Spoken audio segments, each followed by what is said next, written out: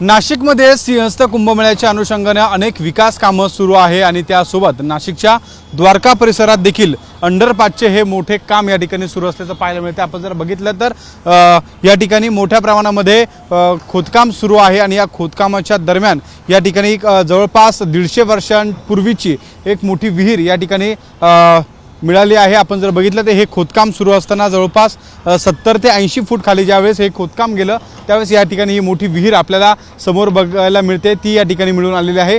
संपूर्ण विटकामामध्ये ही विहीर या ठिकाणी तयार करण्यात आलेली होती आणि ही विहीर आता सध्या या ठिकाणी आपल्याला पाहायला मिळते आणि या खोदकामाच्या दरम्यानमध्ये खरं तर ही संपूर्ण विहीर या ठिकाणी मिळून आलेली आहे। तर आजूबाजूच्या नागरिकांना याची माहिती मिळाल्यानंतर त्यांनी तात्काळ प्रशासनाला याची माहिती दिली आणि त्यासोबत पुरातन विभागाला देखील या संपूर्ण गोष्टींची माहिती दिलेली होती आणि आपण जर बघतोय तर या ठिकाणी जवळपास 150 वर्षांपेक्षा जास्त जुनी ही विहीर असल्याची माहिती आहे। खरं तर ज्यांनी ही या ठिकाणी ही विहीर बघितली ते आपल्या सोबत आहे, काही स्थानिक नागरिक आपल्या सोबत आहे।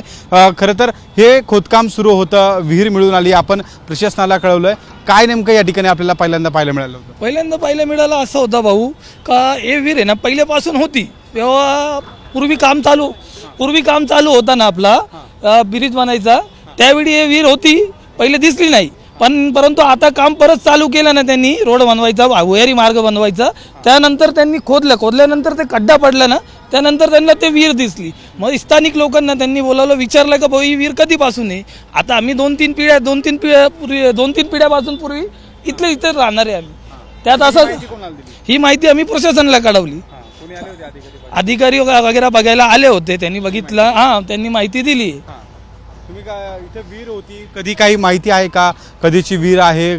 ते माहिती आहे आम्हाला, पण कधीची विहीर आहे, कारण की ते आमचे पप्पा वगैरे हे ना पहिले आम्हाला त्यांनी सांगितलं होतं का भाऊ असं असं आहे, इथे विहीर होती, पहिले खूप जुनी होती, त्यानंतर ते रोड बनवायचे काम चालू झाले, त्यानंतर त्यांनी विहीर बंद करून दिली पूर्ण।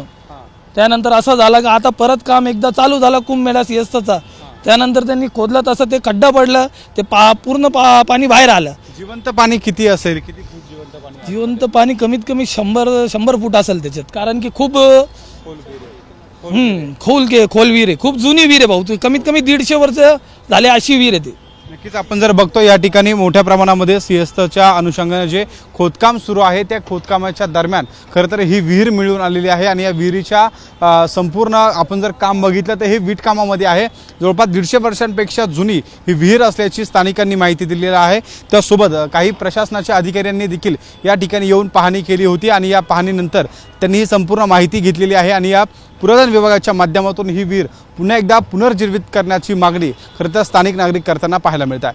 कॅमेरामन मंगेश सुरेनेसह शुभम बुडके, एबीपी माझा, नाशिक। एबीपी माझा, उघडा डोळे बघा नीट।